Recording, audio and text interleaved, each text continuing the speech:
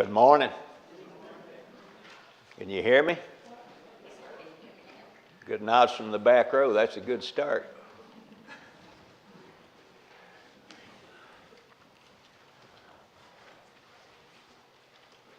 It's good to see everyone this morning.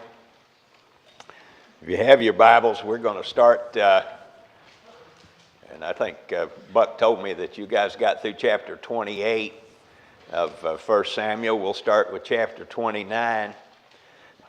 So if you turn over there, it'd be a good place to be ready for. And we're going to thank him for being here with you last time. Everybody tells me he did a fantastic job. They bragged on him and kind of made me feel bad. But apparently, I think I heard that he has got maybe the next quarter. So that'd be all right. Maybe he enjoyed it more than he thought he was going to, because he wasn't all that anxious when I asked him, but he did agree to it. So sounds like he was ready and did an outstanding job. All right, well, we are going to talk about, we're going to do the rest of 1 Samuel this morning and then get started in 2 Samuel. But before we do that, Jim, would you lead us in prayer, please? Father in heaven, thank you for the many blessings that you've given us. Father, we thank you especially for the church, especially for our brothers and our sisters. You've given us this great family here. We know you're here with us today because you have told us that you are. And Father, we pray that it will be pleasant for you and pleasant for us. We love one another. We have you in common. We have all things that you have provided for us. Each one of us, Father, is thankful. We honor your name, we praise your name, and we want to learn more about you this morning. Be with Brother Terry as he studies with us, as he tells us the things that he is prepared to say this morning, that we might know you better, we might know how to serve you better, Father. Some are sick and can't be here, Father. Bless them, and what a great blessing you've made possible. They tell me that they watch on the stream, that they watch on their television. So bless them too, Father. In Jesus' name, amen. Amen. Now, usually right at the end of class, I try to tell you that hey, read this or read that. So I'm going to get that out of the way right now. Read all of 2 Samuel. It's, if you read a couple of chapters, that's great. But if you just read it as a story from start to finish, it really makes a lot more sense that everything rolls together. And, I don't know, it's, about 30? No, it's only 23 chapters. Just sit down and do that. And that will make the flow of this and your understanding of it, I think, a lot better. At least it does for me. If you just read the thing from start to finish. Sometimes you can't. Sometimes you have to pick a couple of 2 or 3, 4 chapters, whatever. But just start to finish on 2 Samuel. 1 Samuel would have been the same though. But 2 Samuel will, as we get through, won't get all. Once again, we just got this week and next Sunday. And that's the end of this quarter, but we'll get where we can and perhaps start at the spot we stop. Well, the next time I get a chance, we'll go and go on through 2 Samuel and then through Kings. So I think it's a good study. Pretty much everything we think about when we talk about David is David and Goliath. All right, that's the one that everybody knows about David, and that's kind of the good part of David, and not all of it, but a big piece of David. And then David and Bathsheba, well, that's the downside, obviously. But there's a lot more to David than those two events. A lot more to David, and so it's good to study this. So there in chapter 29, if you remember from earlier, David he was being pursued by Saul and Saul's people, and Saul told him, "Oh, David, I love you. I would never hurt you." And then, yeah, I don't know. There's, what do you call it? People that the thing, psychological issues with kind of two personalities. Say it again. Bipolar. I mean, I don't know if you could find a better example of bipolar. This guy's he's David's. He loves David. He's David's friend one day, and the next day he wants to kill him. Tries to run him through with a spear, and you know, he did not quite to that extent, at least, but he did try to kill his son at one point, to kill Jonathan. So King Saul has had some trouble, and he had that trouble. Somebody remind me why he's not chosen of God anymore. Offered a sacrifice before, when he wasn't supposed to, he was supposed to wait, and he didn't. They offered sacrifice. The sacrifice that he made before he went to battle, and then when he didn't kill all the people of Amalekites, yeah. Yeah, when he didn't kill all of them. And that seemed to be the big one for him, and so that we certainly see Israel suffering as a consequence of that, because of the Amalekites that were still there. But so Saul basically pushed David away so far that he is now he joined there with King Achish and the Philistines, and here in chapter 29, the Philistines had gathered their armies together at Aphek, and Israel was camping by the spring in Jezreel. Now those two things, I wish I keep saying this and I haven't done it yet. No, order a great big map I could put on a tripod up here so I could just point to where these places are. But this is way north in Israel, all right? And so the Philistines and Israelites are setting up to battle again, and so King Achish is supporting David, but the Philistine commanders are saying, "Wait a minute, this guy? Don't you know who he is? You remember him talking about Saul's killed his thousands and David his 10,000s? We don't want this guy on our rear. We don't want him bringing up because he'll turn on us while we're facing the Israel army on the front, and then he and his guys will come in on the rear, and that won't be good at all." They just wouldn't stand for it. And Achish went to his defense. He tried to get him to, no, David has been loyal to me. They said, "No, ain't happening." So Achish finally gave in, finally relented, and gave in to the demands of the Philistine commanders, and told David to leave. So that's pretty much what's happened in chapter 29. In it's only 11 verses there. In verse 11 it says, "So David arose early, he and his men, to depart in the morning and return to the land of the Philistines, and the Philistines went up to Jezreel." So David was headed back to Ziklag, which Ziklag is way down at the southern part of the territory. And I looked on the map last night, and it looks to be somewhere between 100 and 110 miles. Okay? Now that's kind of curious to me, but that's about what it looks like on my map. All right, so if we move there then into to chapter 30, so David headed back there to Ziklag, and when they arrived, what'd they find? City had been burned. Where were their wives and children? The Amalekites. Remember the ones that Saul didn't destroy? All right, they've carried everybody off. They've stolen all their livestock. They have everything of value they took with them. All right, and so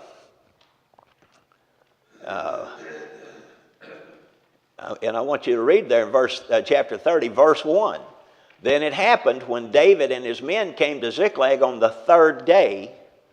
Okay, so they started out on day one marching south, and they got there on the third day. It's 110 miles over that kind of territory.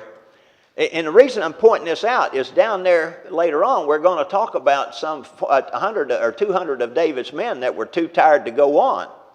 And my first thought before I put the numbers together was, oh, come on. Really? You just took a walk. No, it wasn't a walk. It was a forced march for over 100 miles. And you've all seen pictures of that territory. It's not like walking up Highway 7. All right?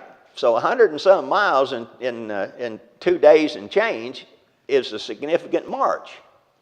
All right, so I kind of eased up on the criticism in my mind of them being too exhausted to go.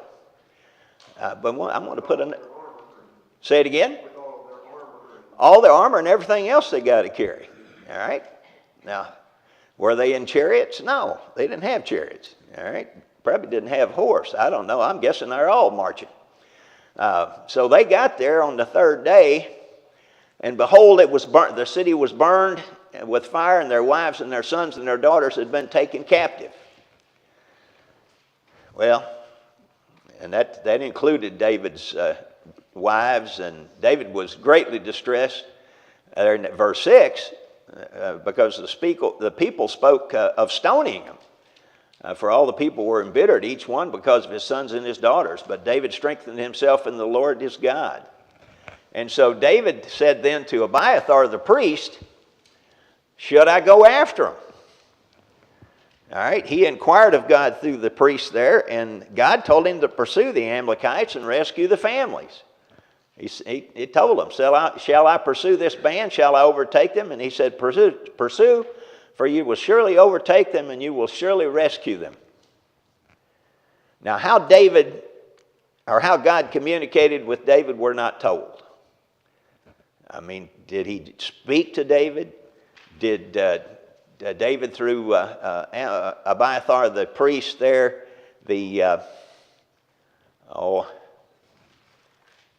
help me with the pronunciations, the Thuram and the Urim. Okay, but my understanding of those was that was a yes or no thing. All right, so perhaps David asked, should he go? And yes, it's curious, but he was told by God through Amalek that, or Abiathar rather, that go after him. So he and 600 men who were with him came to the brook Beshor, where those left behind remained. So apparently there were still some people that they didn't have everybody rounded up.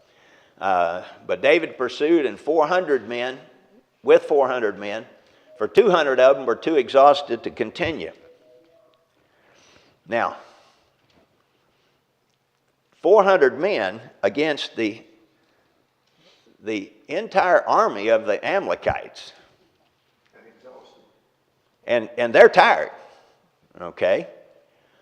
Now, where else have we heard of God maybe in God's hand reducing the number of people that were going to fight his battle? Say it again?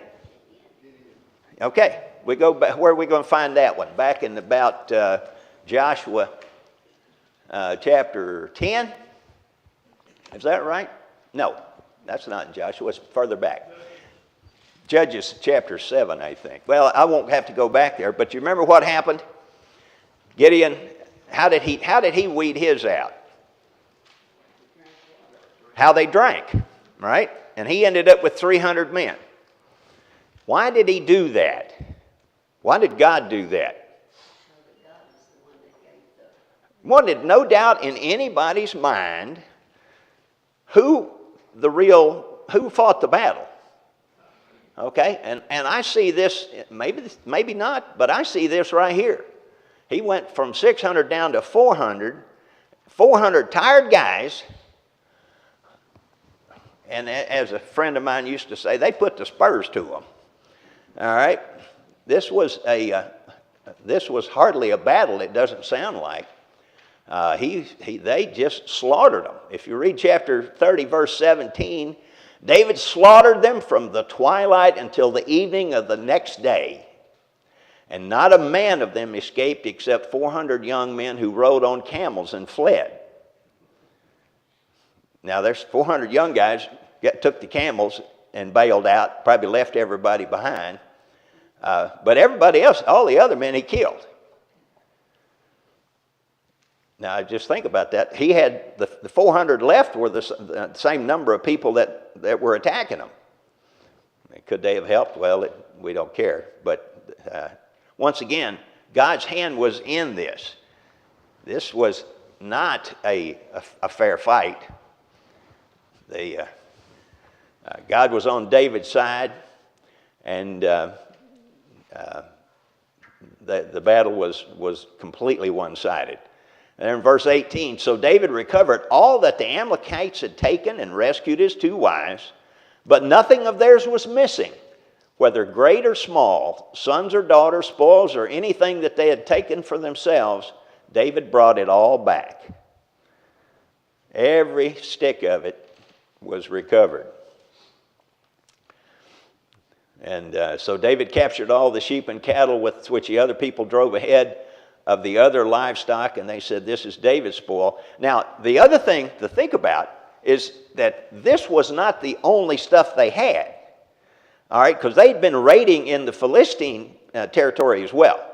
So that city of Ziklag, where David's folks were, they hit that apparently last, but they had been all over the Philistine territory, stealing stuff and carrying off things, and cattle and other goods, cattle and sheep, and most of the sheep and cattle, I don't know anything else. Maybe they mentioned camels in there, probably some camels involved. I don't know. So when David came to the 200 men who were too exhausted to follow David, that had been left back at the brook Bashor, and they went out to meet David and meet the people who were with him, and David approached the people and greeted them. All right, but we got guys there with an attitude. All right, they're in verse 22, and I just love the way that they're described here. When all the wicked and worthless men among those who went with David, now they probably were pretty good in battle, and they were strong enough to go, but they had the wrong attitude here. These wicked and worthless men said, because they did not go with us, talking about the other 200, we will not give them any of the spoil that we have recovered, except to every man his wife and children, that they may lead them away and depart. So they didn't want them to get any of the good stuff. As if the 400 of them did that all by themselves. David, of course, here was smart enough, says, no. You must not do so, my brothers, with what the Lord has given us. So that was David's perspective from the get-go. He knew that God was with them, and it was because of the Lord that they were successful. All right, so what the Lord has given us, I just lost my place. Oh, there it is. Yeah. With what the Lord has given us, who has kept us and delivered us into our hand the band that came against us. And who will listen to you in this matter? For as his share is who goes down to battle, so shall his share be who stays by the baggage. They shall share alike. All right. So if you have people that are rear guard back there taking care of their food and their everything else, those people also shared in whatever the spoils were. And so it has been from that day forward that he made it a statute and an ordinance for Israel to this day. Yes, sir. He set the tone for what he thought he was going to do back in 21. When they arrived there, he saluted them. Yeah. And the commander saluted them. Yes, sir. They had done their job. They were back there. They would have gone with him if they could have. And he let these guys know, those wicked and worthless men, what his position was. That you didn't do this. Go ahead, Shelley. Oh, I was just going to say, this kind of reminds me of the parable Jesus tells about the laborers and how the ones who are hired at the beginning of the day get paid the same as the ones that are hired at the end of the day, and the ones at the beginning of the day are upset, and they're like, how dare you pay them the same as us when they didn't work as long? And Jesus says, that's not your decision. I'm the one in charge. I hired them. I can pay them what I want to. And so it kind of reminds me of that. David's kind of doing the same thing. He's like, look, you're not in charge of this. I am. God is. And you don't get to make the rules. And you agreed to work all day for that. That's right. Okay? And so, absolutely. All those things. It just, David wanted to, and he made it as a statute, an ordinance for Israel. That's the way it would be. It would all be shared because God was the one that really made the difference.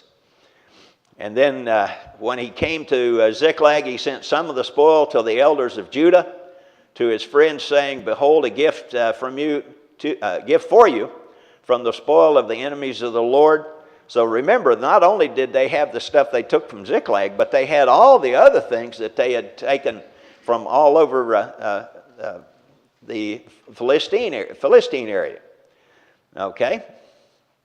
And so it gives us a list of folks there, all the people that he sent gifts to, from verse 26 on down. And let me find anything first, something interesting in there. I think also I forgot to mention back well, no, we don't know that yet. It's further on. Disregard. I'm sorry, my brain is going 6 ways here. All right, so I guess my point was going to be, David is giving all this to all sorts of communities, cities, whatever you want to call them, regions in Judah. We mentioned Hebron there. And all the places where David himself and his men were accustomed to go there in verse 31. So he's given them that he's sharing all those spoils. Now, does David have any ulterior motive? Maybe just a little bit. Okay. What's David trying to do here in addition to recognizing that God was the little politics? David is trying to consolidate his kingship. All right? And say it again? I think it's more than just a little bit. More than just a little bit? All right. Well, but I believe there is some politicking going on here because David wants these people behind him. And he had no reason not to do what he did. But I'm thinking that... thinking as a king that wanted people behind him, that was probably a good move. All right, so now we go on to chapter 31. The Philistines are fighting Israel, and the men of Israel fled. Remember, they're up there in the northern part of the region, and the Philistines were very successful in this battle. And the men of Israel fled from before the Philistines and fell slain on Mount Gilboa. Now, Mount Gilboa is about 15 miles southwest of the southern end of the Sea of Galilee. And it's easy to find it on a map if you finally figure out what region it's in. And so... that's where the battle took place, and the Philistines overtook Saul and his sons, and the Philistines killed Jonathan and Abinadab and Malchishua, the sons of Saul. Now, Saul had 4 sons, so there's one that's not there. All right? And the battle went heavily against Saul, and the archers hit him, and he was badly wounded by the archers. All right, so we've read all that chapter 31. So the battle went bad. Israel was soundly defeated by the Philistines. And Saul here, you remember back with the medium of Endor, what Samuel said to Saul? Let me turn back just right here. Let me see what he said.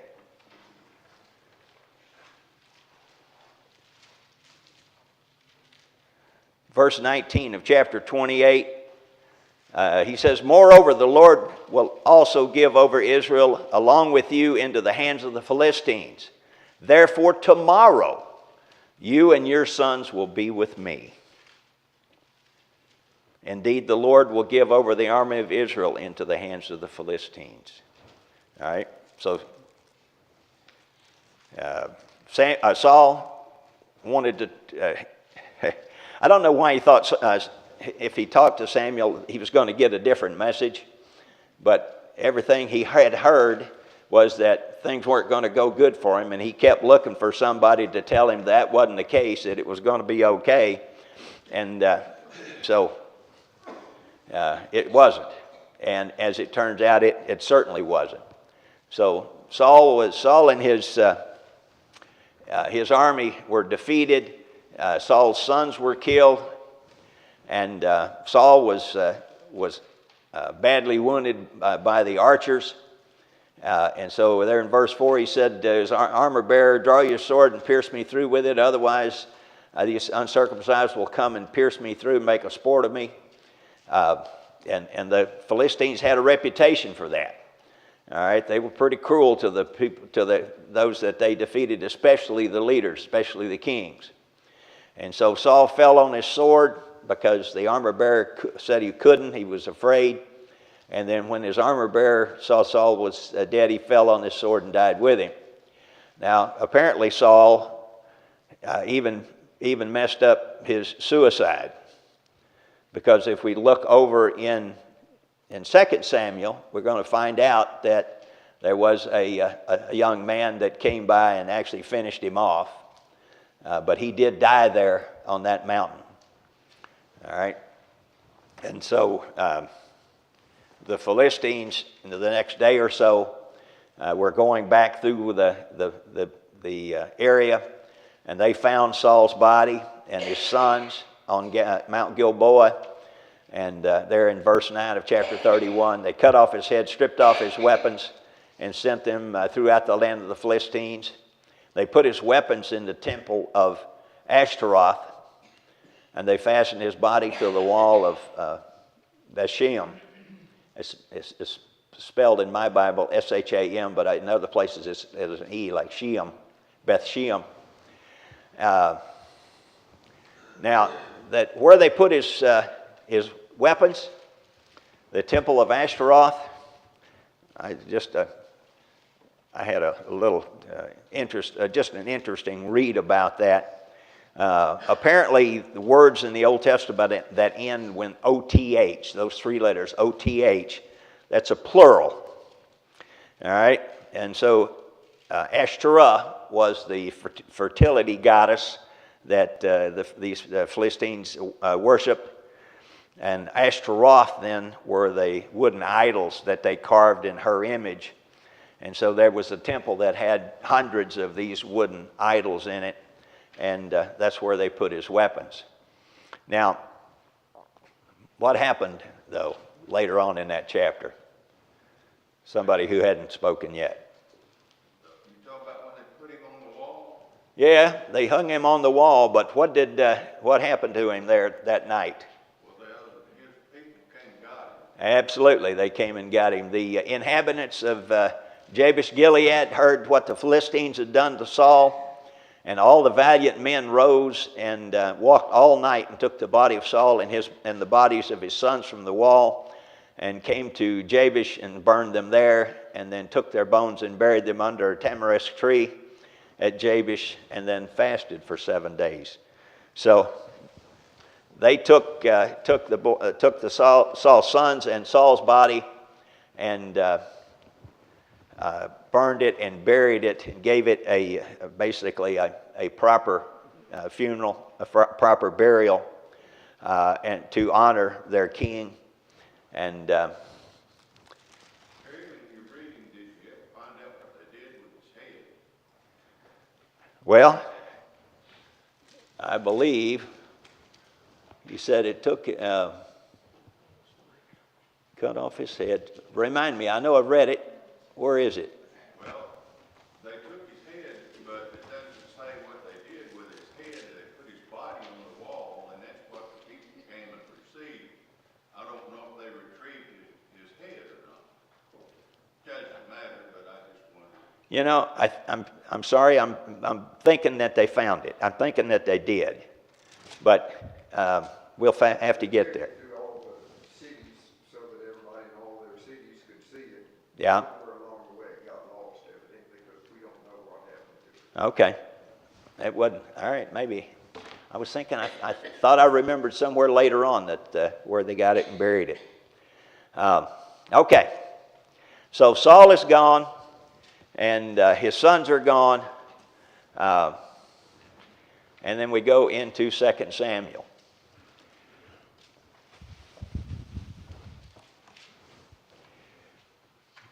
Okay. We get started in 2 Samuel. David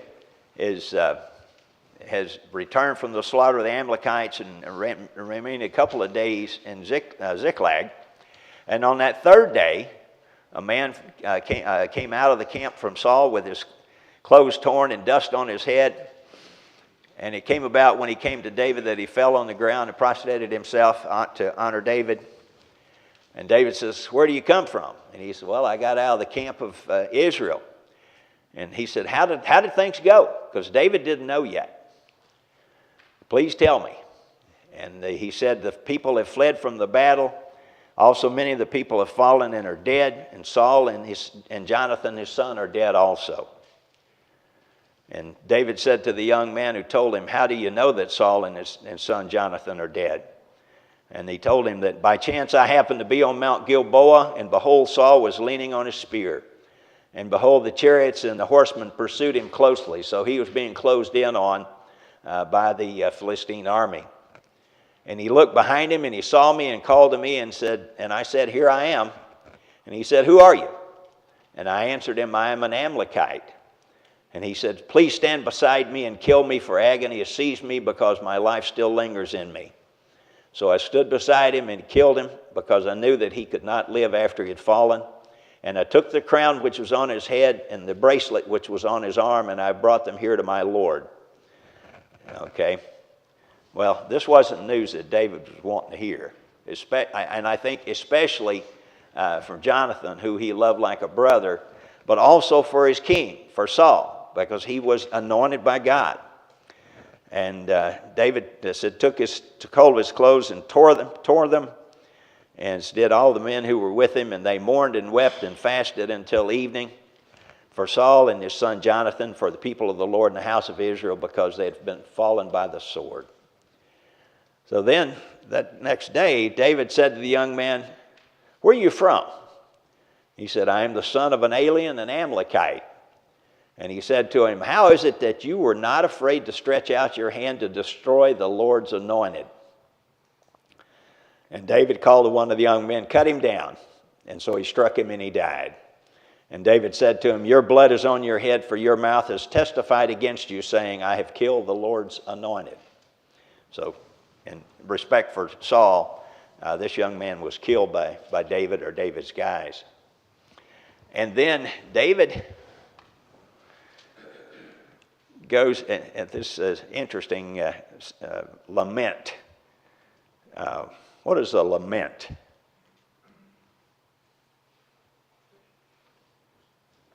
Isn't that thinking bad about something? Say it again. Thinking bad about something? Not speaking bad about him. Sorrow. It's a sad story. It's a song of sorrow, of grief. We don't really have many songs of sorrow or grief in our songbooks today.